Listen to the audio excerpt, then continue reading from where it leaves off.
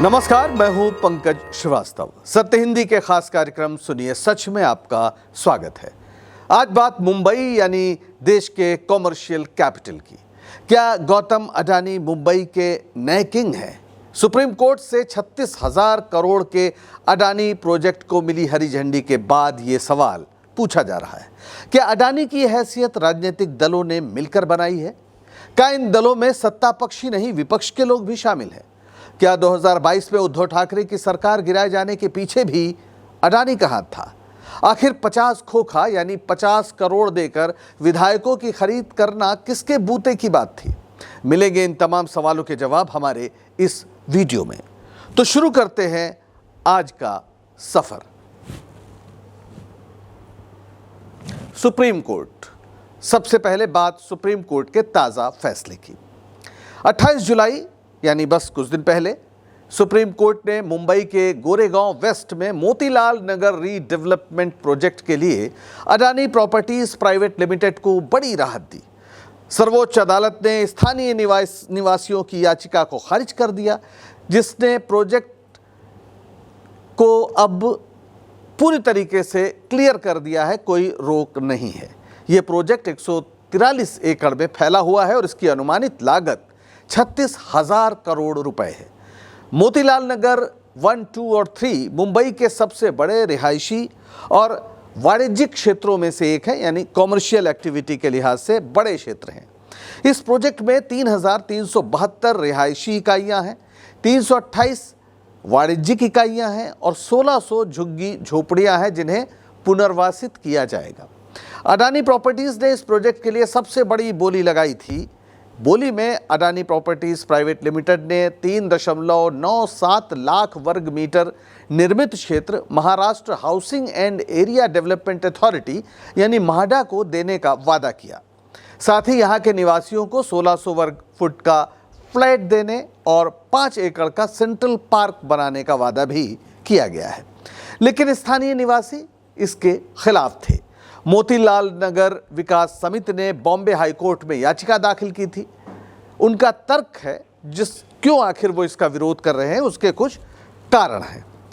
पहला तर्क यह है कि इस पूरे प्रोजेक्ट में पारदर्शिता की बेहद कमी है। प्रोजेक्ट में निजी डेवलपर की नियुक्ति के बारे में पूरी जानकारी नहीं दी गई है। इसके अलावा स्वायत्तता का भी हनन है। जो सहकारी समितियां हैं जो वहां पर पहले से उस इलाके की पूरी देखभाल करती हैं, जिन पर जिम्मेदारी है, वे स्वतंत्र रूप से अपने डेवलपर चुने ताकि उनकी ज़मीन का सीमित और नियंत्रित विकास हो। ये मांग है। मांग ये है कि अगर आपने दे दिया किसी अडानी जैसे बड़े बिल्डर को, तो वो कितने इलाके में किस स्तर पर कॉमर्शियल एक्टिविटी करेगा, इस पर कोई नियंत्रण नहीं रह पाएगा। और जोखिम का डर बहुत बड़ा डर है, जिसमें इन लोगों का कहना है कि निजी डेवलपर द्वारा बड़े पैमाने पर विकास से ज़मीन के व्यावसायिक शोषण का खतरा है, यानी रिहायशी इलाके में बहुत ज़्यादा कॉमर्शियल एक्टिविटी होगी और ये स्थानीय निवासियों को मंजूर नहीं है। मोतीलाल नगर के निवासियों की मांग थी कि म्हाडा प्रोजेक्ट को अपने दम पर संभाले या फिर सहकारी समितियों को अपने डेवलपर चुनने की अनुमति दे, यानी वो खुद अपने डेवलपर चुने, ना कि किसी एक बड़े बिल्डर को या प्रोजेक्ट को अडानी को दे दिया जाए। लेकिन हाई कोर्ट ने उनकी याचिका खारिज कर दी। इसके बाद मामला सुप्रीम कोर्ट में आया। यहाँ विशेष अनुमति याचिका दायर की गई, लेकिन वो भी खारिज हो गई और अब अडानी के लिए रास्ता साफ हो गया। ये मोतीलाल नगर का जो पूरा प्रोजेक्ट है, ये सिर्फ अडानी के लिए नहीं बल्कि मुंबई की शहरी संरचना के लिए भी बड़ी अहम है। म्हाडा का कहना है कि इससे बाढ़ और जल भराव की समस्या हल होगी और निवासियों को बेहतर जीवन स्तर मिलेगा। इससे पहले अडानी के धारावी प्रोजेक्ट को भी सुप्रीम कोर्ट से हरी झंडी मिल गई थी, जो इससे भी बड़ा है। थोड़ा धारावी के बारे में भी जान लेते हैं। ये तस्वीर अगर आप कभी मुंबई गए हो, मुंबई माफ़ करिएगा, और हवाई जहाज़ से, तो आपको उतरने के पहले तमाम झुग्गी झोपड़ियों का एक विशाल क्षेत्र नज़र आता है। धारावी दुनिया की सबसे बड़ी झुग्गी झोपड़ी या स्लम एरिया है। अब इसका भी विकास अडानी की कंपनी को सौंपा गया है। धारावी स्लम रीडेवलपमेंट प्रोजेक्ट इसे कहा जाता है। अडानी को ठेका मिला, इसके खिलाफ कई याचिकाएं दायर की गई थी, लेकिन सुप्रीम कोर्ट ने इन याचिकाओं को खारिज करते हुए प्रोजेक्ट को मंजूरी दी, जिससे अडानी को $3 अरब के इस प्रोजेक्ट को शुरू करने की अनुमति मिल गई। अब आइए मुंबई की तस्वीर बदलने के दावे के साथ शुरू हुए इन दोनों प्रोजेक्ट को समझते हैं। सबसे पहले बात करते हैं मोतीलाल नगर प्रोजेक्ट। ये जो पूरा प्रोजेक्ट है ये 143 एकड़ में है, गोरेगांव वेस्ट में है, और इसकी जो लागत है वो 36,000 करोड़ रुपए है।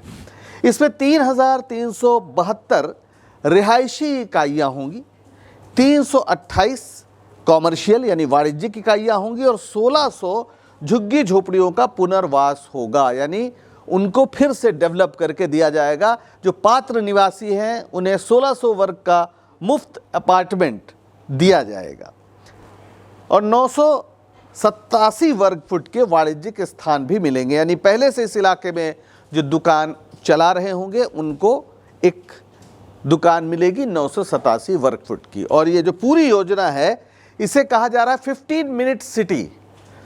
ये जो अवधारणा है कि 15 मिनट के अंदर सब कुछ होगा, इसमें स्कूल, अस्पताल, पार्क, सार्वजनिक परिवहन 15 मिनट की दूरी पर होंगे।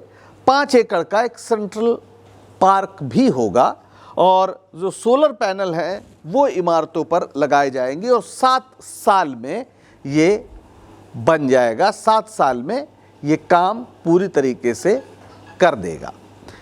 इसमें ख़ास बात ये भी है कि माडा का ये सबसे बड़ा एकल रीडेवलपमेंट प्रोजेक्ट है और इसमें जो मालिकाना है वो माडा के पास रहेगा, यानी ज़मीन का मालिकाना रहेगा। इसमें जो अडानी है वो CNDA यानी कंस्ट्रक्शन एंड डेवलपमेंट एजेंसी के रूप में काम करेंगे। तो कुल मिलाकर ये एक माडा के लिहाज से एक बड़ा इम्पॉर्टेंट प्रोजेक्ट है जो अब डेवलप वहाँ होने जा रहा है। अब बात करते हैं धारावी प्रोजेक्ट की। आपने सुना होगा धारावी के पुनर्विकास, उसके संयोजन, इन सब को लेकर बहुत आंदोलन वगैरह भी चले। लोगों को डर है कि लाखों लोग वहाँ रहते हैं वो वहाँ से विस्थापित हो जाएंगे, जो एक जायज़ डर भी है। लेकिन बहरहाल धारावी प्रोजेक्ट अब सुप्रीम कोर्ट से इसे भी हरी झंडी मिल गई है, तो अब ये प्रोजेक्ट शुरू हो गया है। इसका क्षेत्र है 620 एकड़। यह मुंबई के बिल्कुल बीच में है और इसकी लागत है $3 अरब यानी लगभग 25,000 करोड़ रुपए। एशिया के सबसे बड़े स्लम में 10 लाख लोगों के पुनर्वास की योजना है और जो पात्र निवासी हैं उन्हें 350 वर्ग फुट के फ्लैट्स मिलेंगे, यानी जो लोग झुग्गियों में रहते हैं उन्हें, अगर वो झुग्गी उनकी है, उनके नाम है, किराएदार नहीं है जाहिर है, तो उन्हें फिर 350 वर्ग फुट की एक फ्लैट मिलेगा। इसे धारावी को एक विश्व स्तरीय शहरी केंद्र में बदला जाएगा। ये इसकी योजना है जिसमें आवास, वाणिज्यिक क्षेत्र, बुनियादी ढांचा शामिल है। अडानी समूह 80% हिस्सेदारी के साथ विशेष उद्देश्य वाहन, स्पेशल पर्पस व्हीकल, इसके जरिए काम कर रहा है। बाकी 20% महाराष्ट्र सरकार के पास है। इसकी समय सीमा भी 7 से 10 साल है और धारावी में जिस बड़ी तादाद में आबादी है और जिस तरह से सामाजिक आर्थिक जटिलता है उसको देखते हुए ये वर्ल्ड लेवल का प्रोजेक्ट बताया जा रहा है। इसके अलावा बांद्रा और अंधेरी में भी अडानी के डेवलपमेंटल प्रोजेक्ट्स चल रहे हैं, रिटेल में यानी जो निर्माण क्षेत्र में है। उधर मुंबई हवाई अड्डे पर भी अडानी का कैसे कब्जा हुआ था ये लोग भुला नहीं पाए होंगे। आपको याद दिलाते हैं, ये शानदार जो मुंबई का छत्रपति शिवाजी महाराज अंतर्राष्ट्रीय हवाई अड्डा है, ये भारत का दूसरा सबसे व्यस्त हवाई अड्डा है जो प्रति वर्ष 5.5 करोड़ यात्रियों और 33% हवाई कार्गो को संभालता है। 2021 में अडानी समूह ने इसे GVK ग्रुप से अधिग्रहित किया था, यानी इसका अधिग्रहण किया था 2021 में। मूलतः इसका काम 2006 से GVK ग्रुप देख रहा था, इसका प्रबंधन देख रहा था। उसने यहाँ टर्मिनल 2 का निर्माण कराया था, आधुनिक बनाया था, लेकिन 2017 तक GVK पर 24,500 करोड़ का कर्ज हो गया और वो फिर अडानी के हत्थे चढ़ गया। कैसे चढ़ा, ये कहानी भी आपको जाननी चाहिए। पहले तो वित्तीय संकट, जिसके बारे में हमने बताया, तो कर्ज को चुकाने के लिए शेयर बिक्री और सड़क परियोजनाओं की बिक्री की कोशिश की जीवीके ग्रुप ने, लेकिन वो असफल रहा। फिर विदेशी निवेशकों का भी विरोध हो गया। जीवीके ने 2019 में Abu Dhabi investment authority, Canada के पीएसपी इन्वेस्टमेंट्स और एनआईआईएफ के साथ 79% हिस्सेदारी बेचने का समझौता किया था, लेकिन पता नहीं क्या हुआ कि अडानी ने इन सारे निवेशकों को दरकिनार कर दिया और जीवीके के कर्ज को ही खरीद लिया। ये एक तरह से होस्टाइल टेकओवर था। तमाम रिपोर्ट्स में इसे होस्टाइल टेकओवर कहा गया है, यानी जीवीके ने शुरू में बिक्री का इसका विरोध किया था, लेकिन उसके पास कोई रास्ता नहीं है। ये माना जा रहा है कि बहुत सा ऐसा प्रयास, आपको एनडीटीवी के बारे में पता होगा, जो कभी डॉक्टर प्रणय राय का एक चैनल हुआ करता था, बड़ा प्रतिष्ठित चैनल था, उसके साथ भी कुछ ऐसा हुआ कि अंततः अडानी को बेचना पड़ा उन्हें। बहुत सारे मुकदमे, बहुत सारे उन पर दबाव थे और बाद में सीबीआई ने कहा कि उनके खिलाफ कोई मामला नहीं बनता, लेकिन इसके पहले वो चैनल अडानी के पास जा चुका था। तो ये एक मोडस ऑपरेंडी यानी काम करने का तरीका है और कहा जा रहा है कि जो मुंबई एयरपोर्ट है उसके साथ भी ऐसा हुआ, जीवीके ग्रुप को बाहर और अडानी ग्रुप को अंदर। ये एक तरीका है। ऐसा लगता है कि अडानी के साम्राज्य को बढ़ाने के पीछे कुछ बड़ी ताकतें हैं। अब बड़ी ताकतों के बारे में राहुल गांधी अक्सर चर्चा करते हैं। आपको ये तस्वीर याद होगी जिसमें संसद के अंदर नेता प्रतिपक्ष राहुल गांधी ने, उस समय नेता प्रतिपक्ष नहीं थे, लेकिन उन्होंने बाकायदा एक पोस्टर दिखाया था जिसमें अडानी के जहाज में प्रधानमंत्री मोदी जी बैठे हुए हैं, बहुत आराम से बैठे हुए हैं, और तस्वीर उन्होंने संसद में दिखाई थी। और वो बार बार कहते रहे हैं कि ये जो सरकार है दरअसल अडानी अंबानी की सरकार है। उन्होंने 7 फरवरी 2023 को संसद में आरोप लगाया था कि जीवीके ग्रुप पर सीबीआई और ईडी का दबाव डाला गया, जिससे उन्हें अडानी को मुंबई हवाई अड्डा बेचना पड़ा। उनका साफ कहना है कि अडानी के औद्योगिक साम्राज्य को मोदी ने बनाया है, प्रधानमंत्री मोदी ने, और इस कारोबार का सारा धन उनकी राजनीति को बढ़ाने के लिए ही खर्च होता है। यानी ये सत्ता से पैसा और पैसे से सत्ता का चक्र है जो चल रहा है। महाराष्ट्र में बीजेपी नेतृत्व की फडणवीस सरकार पर आरोप है कि वो लगातार अडानी के पक्ष में काम करती है। वो नियम कानून को इस तरह से बनाती है कि अदालतें भी मजबूर हो जाती हैं।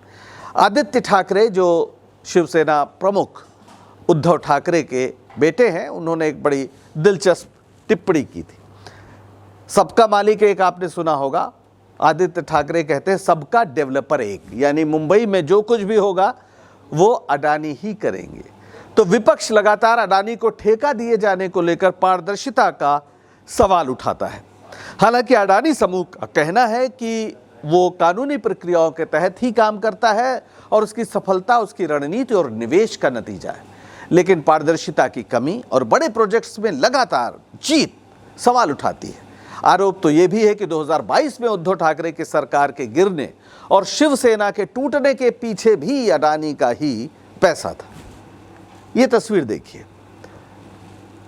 इस तस्वीर में उद्धव ठाकरे हैं और ये एकनाथ शिंदे हैं। पहले एक थे, अलग हो गए, वजह अडानी, ऐसा कहा जाता है। 2022 में उद्धव ठाकरे की महाविकास अघाड़ी यानी एमवीए सरकार का पतन हुआ, जब एकनाथ शिंदे ने शिवसेना के कई विधायकों के साथ बगावत कर बीजेपी के साथ मिलकर सरकार बनाई। शिवसेना अब शिवसेना यूबीटी है।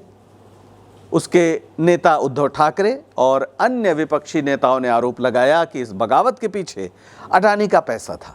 उद्धव ने सवाल उठाया था।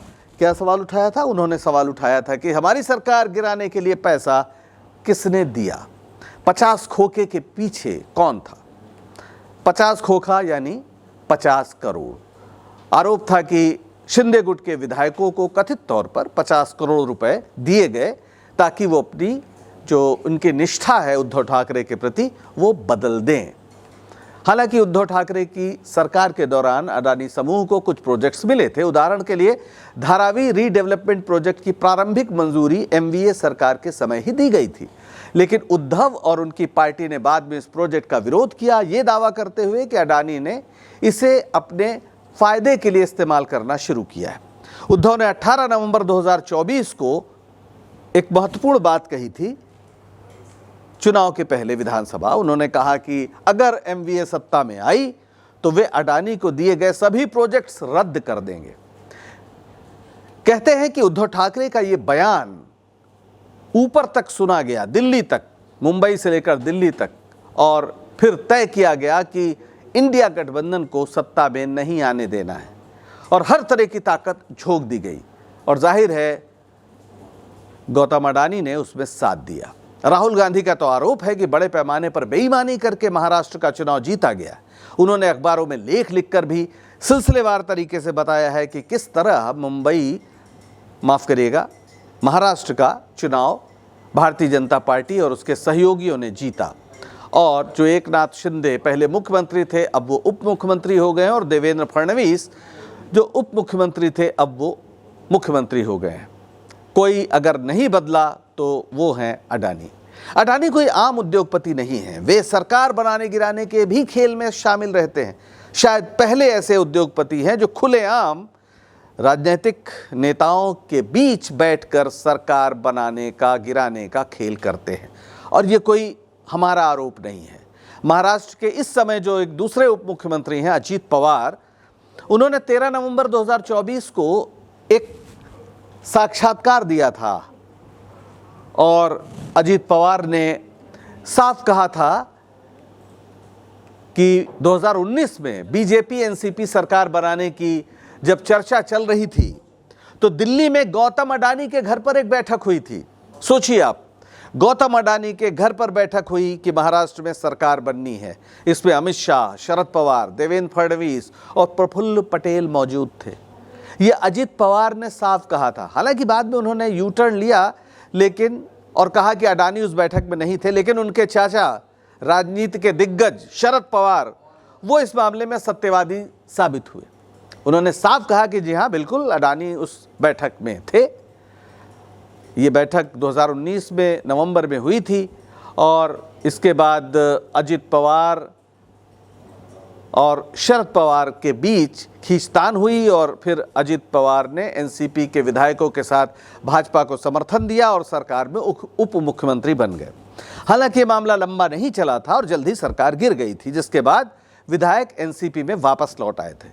बाद में 2023 में ही वो समय आया जब अजित पवार पूरी तरीके से शरद पवार से अलग हो गए। उन्होंने एक नई पार्टी बनाई, लेकिन शरद पवार ने उस समय भी ये माना था कि अडानी उस बैठक में मौजूद थे। शरद पवार ने कहा था कि उनके लोग यानी उनकी पार्टी के लोग बार बार इस बात का दबाव बना रहे थे कि उनके खिलाफ जो केस हैं और केंद्रीय एजेंसियां उनके पीछे पड़ी हैं, उससे बचने के लिए भाजपा को समर्थन देने पर विचार करना चाहिए।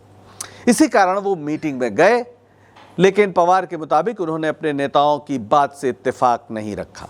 लेकिन इससे एक बात तो तय है कि केंद्रीय एजेंसियों का इस्तेमाल किस तरीके से होता है, ये जो आरोप लगते हैं वो आरोप पूरी तरह सही हैं। शरद पवार ने खुद ये बात कही थी उस समय कि इसी वजह से उनकी पार्टी के लोग भाजपा के साथ मिलना चाहते हैं। यानी विपक्ष के विपक्ष में सत्ता पक्ष, विपक्ष के विपक्ष में बीजेपी की बिसात अडानी के ड्राइंग रूम में सजी थी।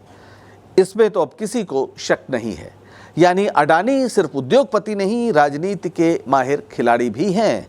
और राहुल गांधी कितना भी कह लें, विपक्ष के अंदर कई लोग हैं जो अडानी के साथ तार जोड़े हुए हैं, जैसे खुद शरद पवार। उन्होंने कई मौकों पर अडानी का समर्थन किया। पवार का अडानी के प्रति समर्थन उनके सहयोगी दलों, खासकर कांग्रेस और शिवसेना की तीखी आलोचना के विपरीत रहा है। जब हिंडनबर्ग रिपोर्ट आई तो अडानी समूह का बचाव करते हुए उन्होंने कहा था कि अडानी को टारगेट किया जा रहा है, और जेपीसी की मांग को भी उन्होंने खारिज कर दिया था और कहा था कि सुप्रीम कोर्ट की निगरानी में जांच होनी चाहिए। पवार ने हमेशा कहा है कि उनकी अडानी से पुरानी दोस्ती है, लेकिन वे इसे राजनीतिक हितों से अलग रखते हैं। यानी अडानी के हवाले मुंबई यूं ही नहीं हुई है, इसके पीछे सत्ता का वरद हस्त है, और बदले में सत्ता चलाने वालों के हस्त में क्या रखा जाता है, ये कोई रहस्य नहीं है। आज के लिए बस इतना ही। अगर आपको सुनिए सच का ये शो पसंद आ रहा हो तो लाइक करें, शेयर करें और चैनल को सब्सक्राइब करें। सत्य हिंदी का ऐप भी डाउनलोड करें, जिसका पता वीडियो के नीचे डिस्क्रिप्शन में आपको मिल जाएगा। अब दीजिए इजाज़त, नमस्कार।